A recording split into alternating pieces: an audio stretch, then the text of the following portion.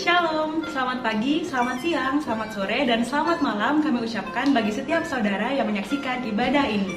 Kami percaya bahwa kita semuanya selalu dalam keadaan yang sehat.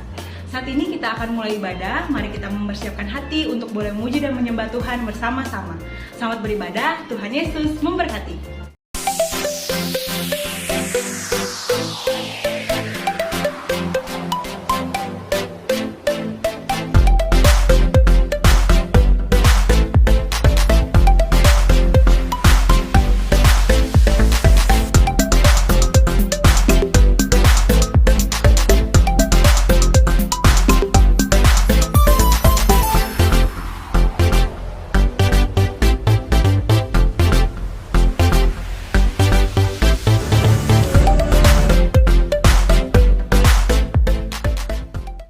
Shalom teman-teman KCC yang dikasihi Tuhan. Berikut pengumuman KCC sepekan. Ibadah raya akan diadakan secara onsite dan online pada pukul 10 setiap minggunya. Sudah tersedia di platform YouTube dan Facebook. Mari bergabung di dalam komunitas KCC yaitu Home. Tempat di mana Anda bisa menjadi diri sendiri, diterima apa adanya dan dibangun sesuai dengan kebenaran firman Tuhan. Home di KCC ada 3 yaitu Home Jakarta Utara setiap hari Rabu pukul 20 waktu Indonesia bagian Barat.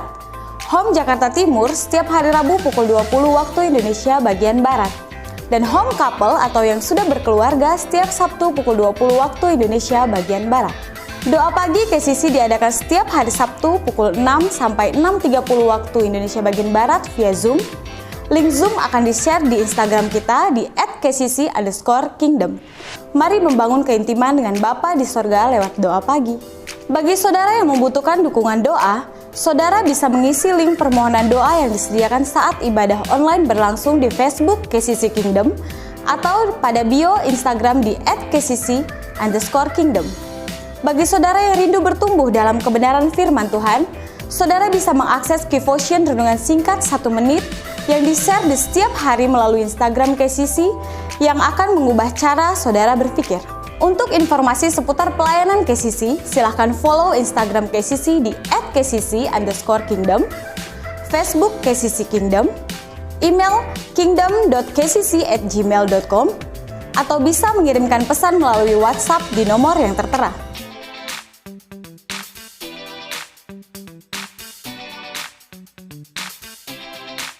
Mari siapkan hati untuk mengikuti ibadah.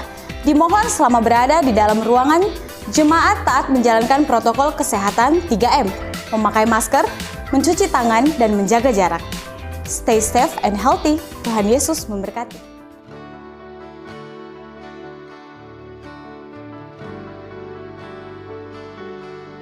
Saya mau nyatakan bahwa bagi Tuhan tiada yang mustahil, Yesus. Terima kasih.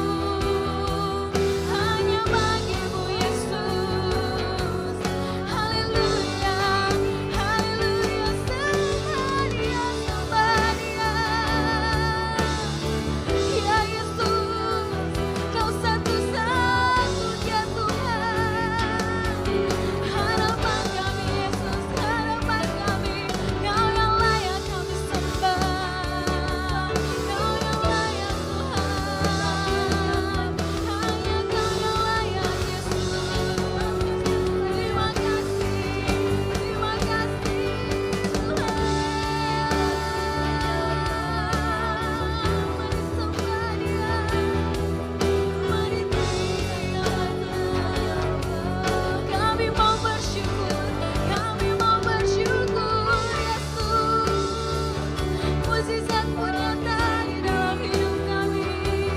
Pertolongan-Mu nyata Tuhan, kasih-Mu yang mulia bagi-Mu Tuhan. Bagi-Mu tiada yang mustahil, bagi-Mu tiada yang mustahil. Terima kasih Yesus.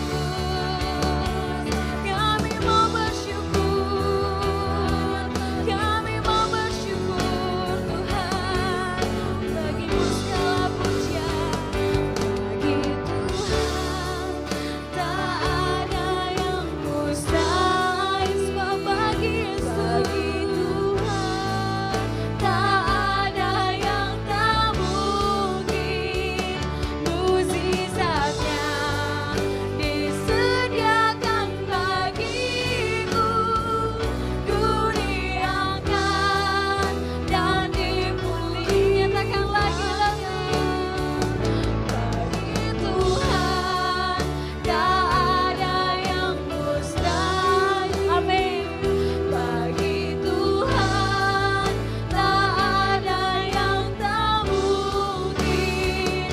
Mukjizatnya disediakan bagiku, ku diangkat dan dipulihkannya, ku diangkat dan dipulihkannya, ku diangkat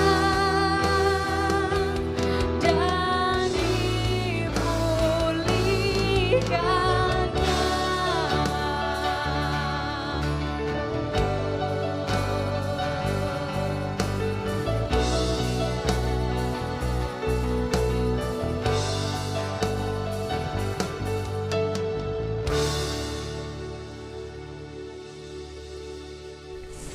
Shalom teman-teman yang dikasihi oleh Tuhan.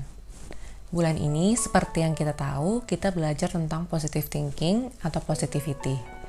Nah, saya ingin sedikit sharing tentang apa yang saya dapatkan ketika saya mendengar kata positive thinking. Yang saya tangkap, manusia itu memiliki pandangan yang berbeda dengan Tuhan. Manusia itu cenderung melihat dengan apa yang ada di depan matanya saat ini. Ketika ada sesuatu yang tidak sesuai dengan apa yang dia rencanakan, apa yang dia pikirkan sebelumnya, manusia itu pasti mungkin akan merasa kecewa, marah, atau tidak terima, dan bahkan mungkin menyalahkan Tuhan atau menganggap Tuhan itu tidak adil.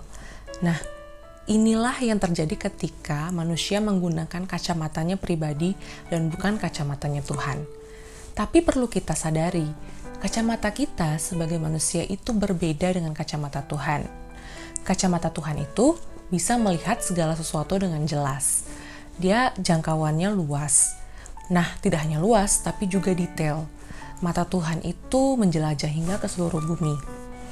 Tuhan mampu menciptakan segala sesuatunya dengan gambaran yang besar, tetapi tidak melakukan detail-detail kecil. Contohnya itu blueprint.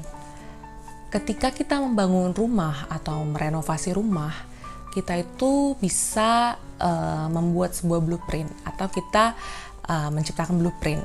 Blueprint ini untuk apa? Blueprint ini berfungsi agar rumah yang kita bangun nanti sesuai dengan tujuan ataupun kehendak kita sebagai pemilik ataupun penghuninya. Blueprint ini juga menjaga agar rumah yang dibangun itu bisa berfungsi dengan baik. Nah, sama seperti membangun rumah ini atau merenovasi rumah ini, pasti pertama kita harus membuka lahan dulu ataupun menyiapkan lahannya dulu, membangun pondasinya dulu, dan baru kemudian membangun dinding ataupun tembok. Nah, sama seperti membangun rumah ini, seperti itulah kehidupan kita. Ada proses-proses yang kita lewati, ada proses-proses yang kita jalani. Nah, seringkali kacamata manusia kita itu terlalu cepat untuk menyimpulkan keadaan kita. Ketika kita menghadapi masalah di finansial atau keluarga atau keuangan, kita merasa ini adalah akhir dari hidup kita. Tapi, padahal saat itu Tuhan mungkin sedang membangun pondasi ataupun mempersiapkan tembok-tembok rumah kita gitu. Nah, mungkin kita marah saat itu, mungkin kita kecewa saat itu, tetapi kita harus sadar bahwa pekerjaannya itu belum selesai, rumahnya itu belum terbangun gitu. Kita marah dan kecewa karena kita hanya melihat apa yang ada di depan mata kita, bukan bagaimana nanti bangunan ini akan selesai. Kita tidak bisa melihat blueprint-nya. Nah, kita mau belajar dari seorang Yusuf. Yusuf ini kita tahu ketika dia difitnah oleh saudaranya, dibuang oleh saudaranya, difitnah oleh istri Potifar dan juga dilupakan di penjara, Yusuf itu tidak berhenti mempercayai Tuhan.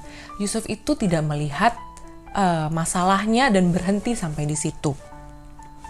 Dikatakan di Kejadian 45 ayat 5, tetapi sekarang janganlah bersusah hati dan janganlah menyesali diri, karena kamu menjual aku ke sini sebab untuk memelihara kehidupanlah Allah menyuruh aku mendahului kamu. Nah, di sini Yusuf itu bisa melihat master plan-nya Tuhan atas hidupnya dia. Yusuf bisa melihat blueprint-nya Tuhan atas hidupnya dia. Makanya dia tidak berhenti ketika dia difitnah oleh saudaranya ataupun dibuang oleh saudaranya. Nah, kita itu tidak bisa mengerti master plan-nya Tuhan kalau kita itu memakai kacamata kita sendiri. Kita perlu melihat kacamatanya Tuhan. Dari sudut pandang Tuhan, dia turut bekerja dalam segala sesuatu untuk mendatangkan kebaikan bagi orang percaya dan demi kemuliaannya. Nah, kita harus memakai kacamata Tuhan untuk menjalani hari-hari hidup kita. Tidak mudah tergoyahkan oleh masalah kita, dan juga pergumulan yang ada saat ini, karena kita sadar kalau kita punya Tuhan yang jauh lebih besar. Tuhan Yesus memberkati. Shalom saudara-saudaraku yang dikasihi oleh Tuhan, jemaat KCC yang diberkati oleh Tuhan dimanapun kalian berada hari ini, dan seluruh jemaat online yang mengikuti ibadah kami sangat senang menyambut saudara di hari Minggu ini. Happy Sunday, selamat beribadah buat kita semua. Nah, buat jemaat yang sering beribadah di onsite, hari ini kita gabungkan semuanya karena situasi dan kondisi kita yang belum kondisif karena pandemi ini, dan ada aturan pemerintah yang belum memperbolehkan kita untuk beribadah secara langsung. Jadi sama-sama kita bergabung dalam ibadah online dalam 1-2 minggu ini. Dan kalau misalnya ke depan seperti apa, kita akan melihat perkembangan lebih lanjut. Nah, saudara-saudara, kita akan sama-sama dengar firman Tuhan. Sebelumnya kita berdoa. Kami bersyukur Tuhan, terima kasih buat kesempatan hari ini. Kau baik, Kau sangat baik, Kau teramat baik. Kami tahu Tuhan tidak pernah berubah kasih setiamu, dulu, sekarang, sampai selama-lamanya. Kami bersyukur Tuhan, kami sudah memuji menyembah Tuhan. Tiba saatnya kami mau dengar firman Tuhan. Berbicaralah Bapa, sampaikanlah isi hati Tuhan. Urapi sekali lagi hamba-Mu hari ini. Biarlah bukan pengetahuan atau hikmat belaka yang akan kami dengar, tapi pewahyuan yang akan mengubahkan hidup kami Tuhan. Terima kasih dalam nama Yesus, haleluya, amin. Tadi kita sudah mendengar menurut saya sesuatu yang sangat menarik, apa yang disampaikan oleh saudari kita Gaby, dan luar biasa bahwa kita perlu memandang dari kacamata Tuhan selalu, perlu melihat blueprint Tuhan yang lebih lengkap. Karena Tuhan punya rancangan bahkan jauh sebelum kita dijadikan. Dan kita perlu tahu bahwa rancangan Tuhan itu tidak ada yang tidak baik. Kita hanya perlu mengetahuinya dan kita perlu percaya kepada rancangan Tuhan. Karena dalam menjalaninya kadang-kadang kita bingung mungkin, karena kita nggak ngerti kenapa kesini. Tapi sekali lagi tadi luar biasa bahwa Tuhan itu punya blueprint yang jelas atas hidup kita. Dan percayalah blueprint Tuhan tidak ada yang tidak kebaikan buat kita. Karena rancangan Tuhan adalah rancangan damai sejahtera, bukan rancangan kecelakaan. Amin, saudaraku. Nah, saudara, kita akan lanjutkan.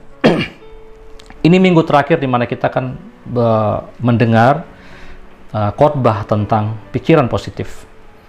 Karena yang namanya orang dewasa pasti harus selalu belajar untuk berpikiran positif. Karena orang dewasa bisa melihat segala sesuatu dari sudut pandang yang berbeda, sudut pandang yang sudah matang, bahwa apapun yang bisa dilakukan, yang diputuskan adalah dia sudah nimbang matang-matang, dia sudah tahu apa yang terbaik buat dirinya, sehingga berpikiran positif adalah sesuatu yang harus buat kita orang-orang yang dewasa. Nah saudara, saya buka dengan ini. Kecenderungan otak manusia itu mengingat hal-hal negatif itu jauh lebih cepat dan lebih lama dibandingkan hal yang positif. Jadi waktu saya mempersiapkan khotbah ini, saya coba iseng-iseng cari kenapa ya manusia itu gampang banget melihat hal yang negatif jauh lebih cepat dibandingkan hal positif. Kenapa ya kadang-kadang sekian banyak kebaikan orang lain bisa terhapus hanya dengan satu kelakuan atau perbuatan yang negatif di mata kita. Ternyata saya temukan ternyata otak manusia memorinya didesain seperti itu. Jadi supaya Anda dan saya bisa mengimbangi hal-hal yang negatif itu, kita mesti berpikir positif jauh lebih banyak daripada berpikir negatif. Itu makanya saudara, kenapa saya sampaikan di minggu lalu, berpikir positif itu nggak akan mungkin bisa otomatis kalau nggak dilakukan. Pikiran negatif itu seperti sampah yang tiap hari ada di rumah tangga kita. Tidak mungkin sampah itu nggak ada. Kita harus sapu terus, kita harus buang terus, harus rajin. Makanya Alkitab katakan, saudara, yang saya sampaikan minggu lalu, kita mesti menjaga hati kita dengan rajin. Watch over your heart with all diligence, dengan kerajinan, saudara. Yang namanya rajin itu setiap hari. Karena sekali lagi, kalau kita tidak bisa menjaga itu tetap positif, ini kebenarannya. You get what you see. Kamu akan mendapat apa yang kamu bisa lihat. Alkitab berkata dalam Kejadian 15 ayat 6, ini saya sampaikan minggu lalu. Lalu percayalah Abram kepada Tuhan, maka Tuhan memperhitungkan hal itu kepadanya sebagai kebenaran. Kapan diperhitungkan sebagai kebenaran? Ketika kita percaya. Kalau kita nggak percaya, itu tidak akan diperhitungkan kepada kita sebagai kebenaran. Makanya kenapa Abram sampai diajak keluar sama Tuhan untuk melihat bintang. Karena sehari-hari yang dia lihat adalah tenda. Di mana dalam tenda itu dia melihat istrinya dan dia yang sudah menjadi tua. Bagaimana mungkin punya keturunan? Tetapi yang diperbaiki oleh Tuhan adalah cara dia melihat. Makanya, you get what you see. Ya, jadi apa yang kita lihat itu yang akan kita dapat. Kalau sehari-hari yang kita lihat selalu kengerian, ketakutan, ya nggak heran hidup kita akan mengalami seperti itu. Karena apa yang kita lihat akan mempengaruhi respon kita. Ketika Abraham bisa melihat janji Tuhan, dia lihat seperti bintang-bintang di langit, dia pandang bintang. Demikianlah janji Tuhan. Maka percaya dia, responnya mulai percaya, dengar. Ketika dia lihat, responnya percaya. Maka apa yang diharapkannya dapat. Pertanyaannya, apa yang kita lihat hari-hari ini? Karena respon kita itu menentukan, ya, jadi apa kehidupan kita. Kita sudah pernah mendengar ini dan saya mau ulang lagi. Ini ada di kelas COC yang kita pernah pelajari di beberapa waktu yang lalu. Nanti saudara bisa ikuti ini bagi yang belum. Hidup itu adalah kumpulan dari 90% respon ditambah 10% kejadian. Saya ulang ya. Jadi hidup adalah kumpulan atau jumlah dari 90% respon ditambah 10% kejadian. Saudara-saudara, tidak bisa kita melihat hidup kita bahagia kalau respon kita nggak bahagia. Nggak bisa kita melihat ya hidup kita diberkati kalau respon kita tidak merasa diberkati. Jadi kalau kita boleh simpulkan, respon kita di masa lalulah yang menentukan kondisi kita hari ini. Sebagai contoh, ada orang-orang yang mengalami kehilangan, ya, dan cukup banyak orang mengalami kehilangan, mulai dari kehilangan pekerjaan, ya kan, kehilangan orang-orang yang dikasihi dan sebagainya. Pertanyaannya, apakah semua orang yang mengalami kehilangan punya respon yang sama? Ada orang ketika mengalami kehilangan, dia akhirnya stres, nggak bisa menerima keadaan. Dia nyalakan, dia menyesali mungkin dirinya, dia menyesali keadaan, dia menyesali, bahkan dia mungkin marah sama Tuhan. Tapi tidak semua orang yang kehilangan akan marah sama keadaan atau terpengaruh dengan kondisi dari luar dia. Ada orang-orang setelah mengalami kehilangan malah dia akan bersyukur, dia tata kembali hidupnya, dia mulai move on, dia percaya bahwa segala hal pasti punya rencana, ya, pasti punya kebaikan di depannya yang saya mungkin belum tahu dan sebagainya. Sehingga dia mulai tata kehidupannya dan akhirnya dia punya kehidupan yang lebih baik daripada sebelumnya. Perhatikan, tergantung respon. Jadi 90% bagian terbesarnya adalah respon Anda yang menentukan. Bukan situasi, bukan kondisi, bukan perkataan orang, atau apapun yang Anda dan saya alami. Nah, jadi Bapak Ibu Saudara perlu kita perhatikan tentang respon yang benar. Nah Saudara, ada sebuah buku yang saya baca dan ini cukup menjadi rekomendasi. Ya, dan ini saya coba gali, saya baca dan saya menemukan sebuah kebenaran. Dalam bukunya The Seven Habits of Highly Effective People ya, atau 7 kebiasaan orang yang sangat-sangat efektif ya. Penulisnya adalah Stephen Covey, dan luar biasa bahwa dia membagi orang itu dalam 2 jenis. Yang pertama proaktif, yang kedua adalah reaktif. Bukan reaktif COVID ya teman-teman ya, tetapi ini adalah pengkategorian dan saya kutip dalam khotbah saya. Makanya judul khotbah saya hari ini adalah proaktif versus reaktif. Ya. Yeah. Nah, Saudara lihat, orang yang reaktif kalau menurut beliau adalah orang yang bereaksi negatif terhadap lingkungan. Lingkungan di sini saya sebut dengan faktor lain di luar dirinya. Jadi orang ini selalu merasa sebagai korban, saudara-saudara. Ya, saya begini karena orang tua saya, karena kondisi saya, karena pasangan saya. Jadi dia merasa dia korban dari perlakuan orang lain atau faktor-faktor di luar dirinya. Sementara orang proaktif adalah orang yang bertanggung jawab atas hidupnya sendiri. Apa yang dialami adalah hasil keputusannya, bukan faktor lingkungannya. Jadi segala sesuatu dia akan melihat dari faktor di dalamnya, bukan dari luar. Orang-orang proaktif akan berpikir bahwa semua yang saya alami hari ini karena keputusan saya. Kalaupun ada faktor dari luar, itu karena saya yang mengizinkan. Lihat perbedaannya. Ya. Saya mungkin akan kasih perbedaan yang mungkin saudara bisa temukan ini dalam sehari-hari. Dan mungkin kita juga termasuk golongan yang seperti ini. Nggak ada masalah, saudara.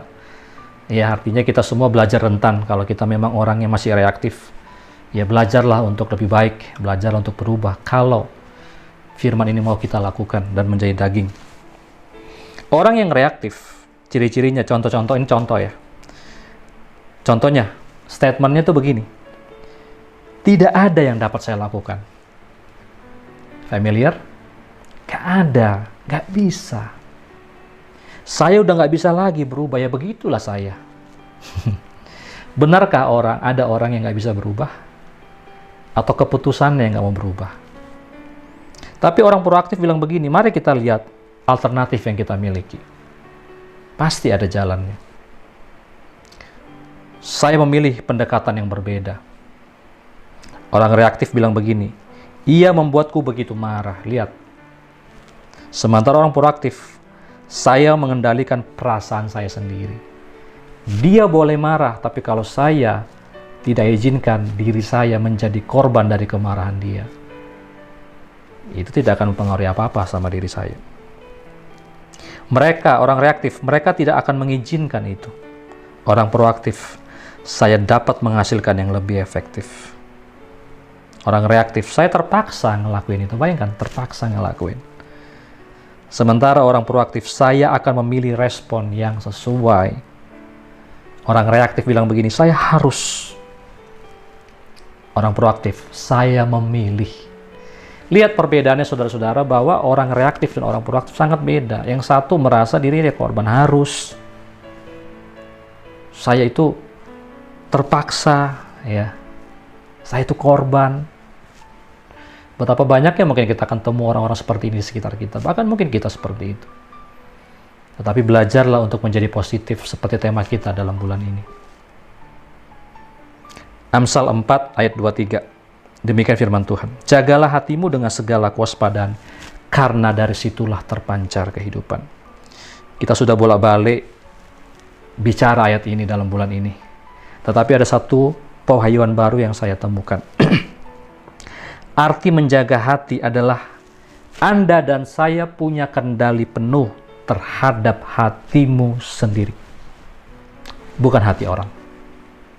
Bukan lingkungan. Ingat ya, kita punya kendali penuh atas hati kita. Karena kalau kita nggak punya kendali penuh, nggak mungkin Tuhan bilang jagalah hatimu. Kita bisa menjaganya.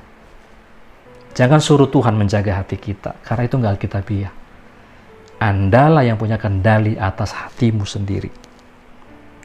Makanya saya sebut orang-orang yang bisa menjaga hati tetap positif, menjaga pikirannya tetap positif, itu adalah orang-orang yang proaktif. Orang-orang yang positif. Jadi ada dua saja yang saya mau sampaikan hari ini. Ada dua ciri-ciri orang yang proaktif atau positif. Saya sarankan seperti kebiasaan kita yang kita bangun di KCC, catatlah khotbah-khotbah ini. Karena bisa aja kita lupa. Ya, jangan selalu melihat, ini khotbahnya nggak bagus, nggak usah dicatat. Minimal kalaupun nggak bagus, ambillah intisarinya. Apalagi kalau khotbah ini bagus dan berkesan. Karena terkadang yang saudara-saudara nggak tahu, kita sebagai hamba Tuhan tidak mudah mempersiapkan ini semua. Butuh doa, butuh pewahyuan, butuh baca buku dan sebagainya. Ya, jadi saudara ambillah keuntungan dari semua ini. Ada dua. Yang pertama, orang yang proaktif adalah orang yang tidak bergantung dengan hal-hal yang bukan di bawah kendalinya, tetapi fokus pada apa yang dia bisa kendalikan. Jadi yang pertama, orang proaktif itu nggak sibuk dengan apa yang nggak bisa dikendalikan. Yang tadi yang nggak bisa dijaga. Hatinya adalah tanggung jawabnya. Yang lain ngapain dijaga, gitu, betul nggak ya? Jadi nggak fokus sama yang nggak bisa dikendalikan. Contoh, saya kasih contoh. Cuaca. Hari ini mau hujan atau hari ini cerah, kita nggak bisa tahu persis. Makanya yang ada adalah perakiran cuaca. Orang hanya bisa memperkirakan dari tanda-tanda. Oh, awan memendung ini. Hujan. Pertanyaannya, pernahkah saudara melihat ketika mendung ternyata nggak hujan? Pasti pernah. Nggak otomatis. Jadi saudara, cuaca nggak bisa kita kendalikan. Tetapi, mau hujan, mau badai, mau cerah, kita bisa kendalikan mood kita. Kita bisa kendalikan suasana hati kita. Betul tidak? Kenapa harus kalau cerah kita bahagia, kalau nggak cerah kita murung begitu? Kan tidak harus. Karena di bawah kendali kita. Jadi gini, orang yang pertama, orang yang proaktif, itu nggak sibuk dengan yang nggak bisa dikendalikan. Ya udah, cuaca mau bagaimana, ikutin. Sama seperti sekarang, kita nggak tahu kenapa pandemi terjadi, siapa yang buat. Saudara nggak perlu terlalu pusing nyari tahu apa nih, jangan-jangan ini sebuah konspirasi lah, jangan-jangan ini atau macam lah. Sudahlah, walaupun itu benar, dengar baik, nggak bisa semua kita mengerti. Kadang-kadang kita nggak tahu. Tapi fokuslah yuk sama hal-hal yang bisa Anda kendalikan. Apa sikapmu, cara pandangmu, itu di bawah kendalimu. Cuaca ini bisa berbicara seperti, kalau secara makna secara yang rohani atau apapun itu namanya, yang mungkin bukan makna sebenarnya ya, sebuah istilah cuaca ini. Bisa seperti hal-hal yang di luar kendali kita. Seperti musim-musim kehidupan ya. Kita nggak bisa kendalikan yang namanya apakah kita nanti akan terkena PHK, apakah nanti akan sakit. Kondisi kita itu seperti cuaca. Kita akan mengalami job yang sepi, ditinggal orang yang dikasih. Kita nggak bisa prediksi itu. Kita nggak bisa kuasai itu, nggak bisa kendalikan itu. Bos apakah marah apa tidak? Kita nggak bisa. Jangan fokus kepada hal seperti itu. Cuaca itu bisa berubah kapan saja. Nah, kita belajar dari satu pribadi dalam Kejadian 50 ayat 20 ini sudah kita tadi juga dibahas oleh Gaby dan saya terberkati. Demikian firman Tuhan, Kejadian 50 ayat 20. Memang kamu telah mereka-rekakan yang jahat terhadap aku, tetapi Allah telah mereka-rekakannya untuk kebaikan dengan maksud melakukan seperti yang terjadi sekarang ini, yakni memelihara hidup suatu bangsa yang besar. Perhatikan saudara, Yusuf itu adalah orang yang proaktif. Dia dijual sama abang-abangnya. Dia diperlakukan dengan cara yang tidak adil menurut saya. Tapi luar biasa, Yusuf itu tahu dan dia nggak dendam sama sekali. Ini orang yang menurut saya figur yang sangat-sangat positif. Dia bilang, kamu reka-rekakan yang jahat, kamu merencanakan yang jahat, tapi Tuhan mengubah itu menjadi kebaikan buat saya. Saudara begini, kalau saudara perhatikan, Yusuf itu orang yang bisa dipercaya. Dari sejak dia masa mudanya, sejak masa kecilnya, dia itu bisa dipercaya bapaknya. Bahkan dia disuruh untuk ngecek kontrol pekerjaan daripada abang-abangnya. Tetapi menurut saya, ini kacamata saya, besar kemungkinan Yusuf adalah anak yang manja. Karena dia dibedakan dari abang-abangnya. Dia diistimewakan. Biasanya orang yang diistimewakan biasanya lebih dimanja.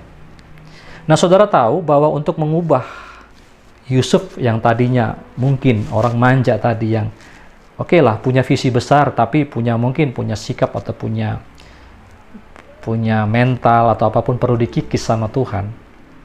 Jadi visinya nggak salah, visi akan jadi, tetapi orangnya ini mungkin perlu dirubah. Jadi tadi seperti yang Gaby katakan, blueprintnya itu sudah Tuhan siapkan dia menjadi pemimpin sebuah bangsa. Buktinya apa? Mimpinya adalah dia melihat orang tuanya dan semua abang-abangnya sujud menyembah dia. Tetapi butuh belasan tahun untuk mengubah anak yang manja tadi menjadi pemimpin.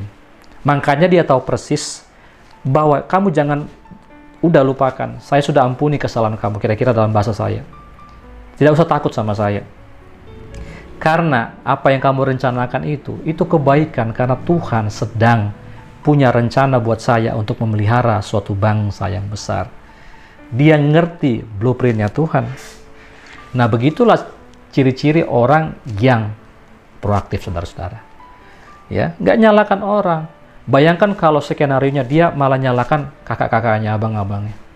Kalau dia marah sama mereka, mungkin dia nggak seperti yang kita baca hari ini. Ya, mungkin ceritanya akan berbeda. Tapi puji Tuhan, dia menjadi teladan buat kita semua. Nah, coba lihat. Semakin Anda bisa mengendalikan responmu, maka semakin kecil ruang untuk kekhawatiran. Nah, saudara, tadi kita belajar bahwa Yusuf bisa mengendalikan responnya. Bisa tetap positif selama tahun-tahunan. Mungkin dia pernah merasa kecewa, tapi dia nggak izinkan itu menguasainya. Nah, jadi, saudara, kalau kita sungguh-sungguh bisa menguasai respon kita, ini yang terjadi juga sama orang-orang seperti ini, orang-orang yang proaktif. Kita bisa mengendalikan seluruh kekhawatiran kita. Kalau boleh jujur, kita semua punya kekhawatiran. Masing-masing beda kekhawatirannya. Mungkin ada yang bertanya, kapan saya mati? Gimana cara saya mati? Kondisi negara kita gimana? Kondisi ekonomi ini gimana? Kapan pandemi ini akan berakhir? Kita punya banyak kekhawatiran. Nanti gimana anak saya? Nanti gimana masa depannya? Gimana kalau orang tua saya dipanggil Tuhan? Gimana kalau pasangan saya diambil Tuhan? Saudara lihat, semakin kita fokus sama hal-hal yang tadi saya bilang, nggak bisa kita kuasai. Seperti bagaimana orang dipanggil, gimana kalau ini berubah. Semakinlah kita khawatir. Orang-orang yang proaktif ini tidak memfokuskan kepada hal-hal yang nggak bisa dia kuasai. Jadi keuntungan ketika saudara merespon kepada hal-hal yang bisa Anda kuasai, maka saudara kita akan berkurang kekhawatirannya. Semakin kita bisa mengendalikan, semakin kita berkurang kekhawatirannya. Karena gini, orang yang proaktif, orang yang positif, orang yang beriman berpikir seperti ini. Apa yang saya punya hari ini di bawah kuasa saya akan kerjakan dengan baik. Nanti apa yang kemungkinan terjadi yang saya nggak bisa kendalikan, itu adalah bagian Tuhan. Makanya kita nggak khawatir. Alkitab berkata, serahkanlah seluruh kekhawatiranmu sebab Dia memelihara kamu. Nah, jadi saudara lihat, ketika kita proaktif, kita mulai percaya, kita positif. Tadi, seperti Yusuf, dia nggak fokus sama bagaimana, kok bisa abangnya. Nggak bertanya-tanya, kenapa ya mereka bisa begitu, kenapa? Enggak. Sehingga Yusuf itu bisa mengerjakan bagian. Bayangkan kalau dia sehari-hari merenungin selama di penjara, selama di pembuangan, kenapa ya abang saya bisa begini, kenapa ya kejam banget, kenapa? Saya yakin dia akan melalaikan tanggung jawabnya. Nggak mungkin dia dipromosikan. Tapi karena dia memutuskan untuk tidak mikirkan itu, apa yang di tangan saya kerjakan. Di luar itu yang saya nggak ngerti, saya serahkan sama Tuhan. Maka dengar baik, dia jauh dari kekhawatiran. Ya, jadi itu yang pertama, saudara ya, kalau kita belajar proaktif, kita belajar untuk hanya ngurusin hal-hal yang bisa kita kendalikan. Yang nggak bisa kita kendalikan, bagian Tuhan. Yang kedua, orang yang proaktif adalah orang yang digerakkan oleh nilai, bukan perasaan. Kita udah belajar bulan lalu bahwa kita orang dewasa adalah orang yang berkomitmen. Orang yang komitmen tidak fokus hanya sama perasaannya. Ketika dia putuskan, dia tahu ini nilainya benar, dia jalankan. Sakit, dijalankan. Sama seperti seorang ibu. Sudah memutuskan punya anak, sakit, yes. Tapi mau mundur. Ketika anak diberikan, besarkan dia. Tanggung jawab. Jangan nggak mikir, jangan nggak ngitung. Itu kita pelajari bulan lalu. Jadi orang yang proaktif adalah orang yang digerakkan oleh nilai, bukan perasaan. Orang yang proaktif itu melakukan sesuatu karena nilai yang dia pegang, yang dia sudah pikirkan, yang dia sudah setujui, dan bukan karena diharuskan. Pegang itu, bukan karena diharuskan.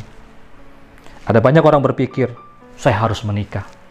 Siapa yang maksa saudara menikah? Ada orang yang bahkan memutuskan segala sesuatu karena keharusan. Saya harus melayani. Siapa yang paksa saudara melayani? Saya harus ibadah, saya harus menolong.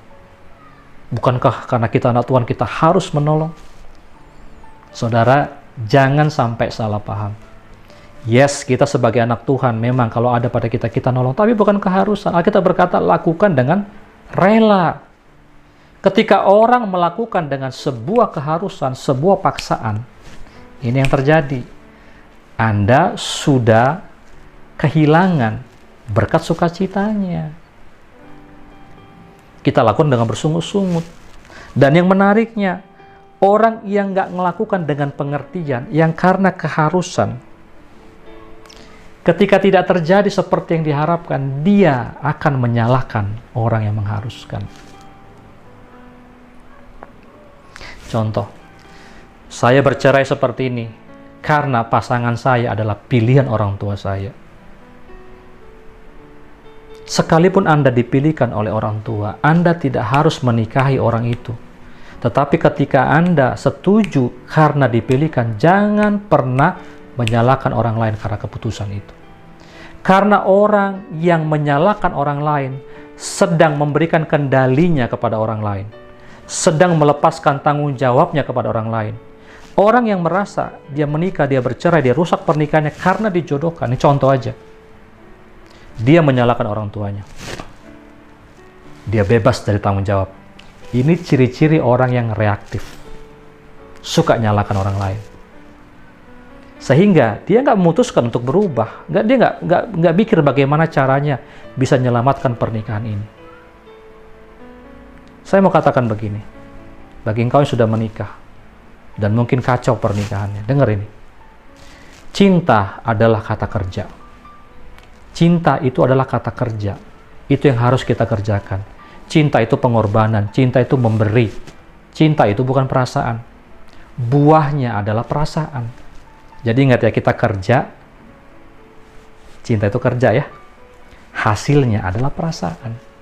Kalau ada orang menikah hanya karena perasaannya, tidak akan mungkin bisa bertahan panjang.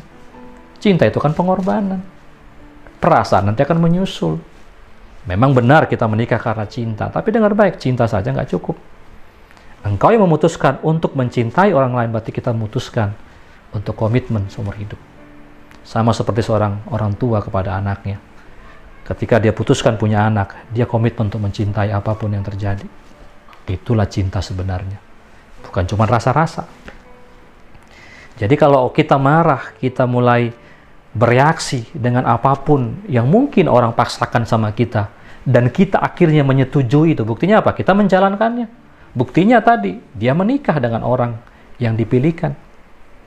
Jadi kalaupun Anda sedang mengalami kesalahan itu, lakukan, tanggung jawab. Itulah orang yang proaktif.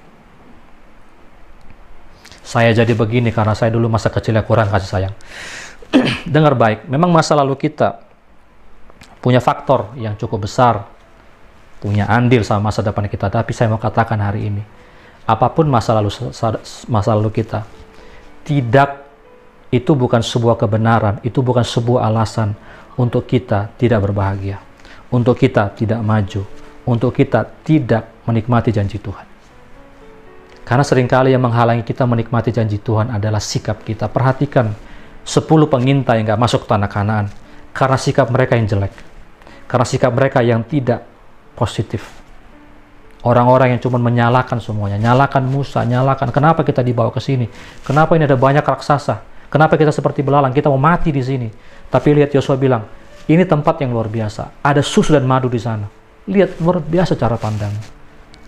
Mari hari-hari ini, jemaat KCC dan semua jemaat yang beribadah secara online di ibadah kita ini, mari miliki pikiran yang positif. Yang pertama tadi, kita mesti hanya mengendalikan, hanya menguasai, hanya ngurusin hal-hal yang kita bisa kendalikan. Yang kedua, mari kita harusnya digerakkan oleh nilai bukan perasaan. Kalau kita mau melayani hari ini, kita putuskan melayani karena kita ngerti untuk apa kita melayani. Kalau kita ibadah seperti ini, saya nggak bisa kontrol saudara beribadah apa enggak secara online. Tapi Anda lah yang tahu untuk apa kita beribadah. Kalau kita merasa, saya butuh Engkau Tuhan, saya bersyukur sama Tuhan, makanya kita beribadah. Kita ngerti kenapa kita melayani. Karena orang-orang yang melayani lebih berbahagia daripada orang yang hanya menerima. Dia tahu bahwa saya perlu berkontribusi buat banyak orang. Saya perlu doing something buat lingkungan saya, buat komunitas saya. Kita tahu kenapa kita ikut home. Karena kita tahu tanpa orang lain, kita sendiri tidak tumbuh maksimal. Gak ada orang yang bisa bertumbuh dengan kesendirian. Saya butuh teman-teman. Saya butuh orang yang ketika saya jatuh ada yang menopang saya dan sebagainya. Jadi orang dewasa tahu kenapa saya ngelakuin ini. Dan tidak menyalahkan siapa-siapa dengan pilihannya. Mari, sebagai penutup daripada khotbah ini, putuskanlah untuk menjadi proaktif.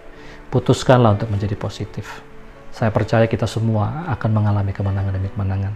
Karena janji hanya diwarisi oleh orang-orang yang berani untuk berpikir positif, berani untuk percaya. Ketika kita percaya, maka akan diperhitungkan sebagai kebenaran. Tuhan berkati kita. Mari kita berdoa. Bersyukur Tuhan, terima kasih di penghujung daripada acara ini, daripada firman Tuhan ini. Meteraikanlah apa yang kami dengar.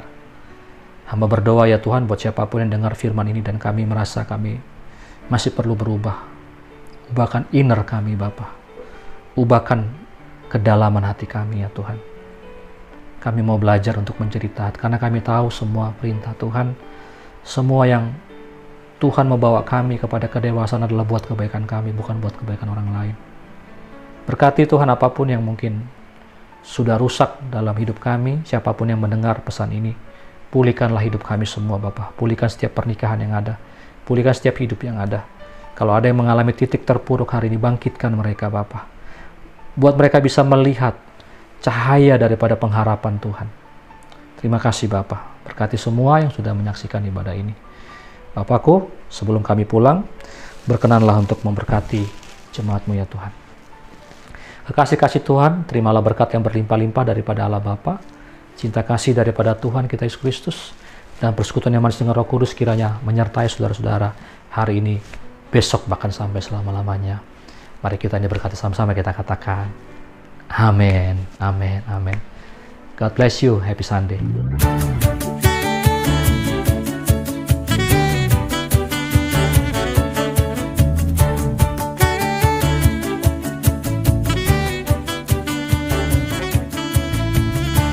Hari ini, hari yang telah dijadikan Tuhan, mari kita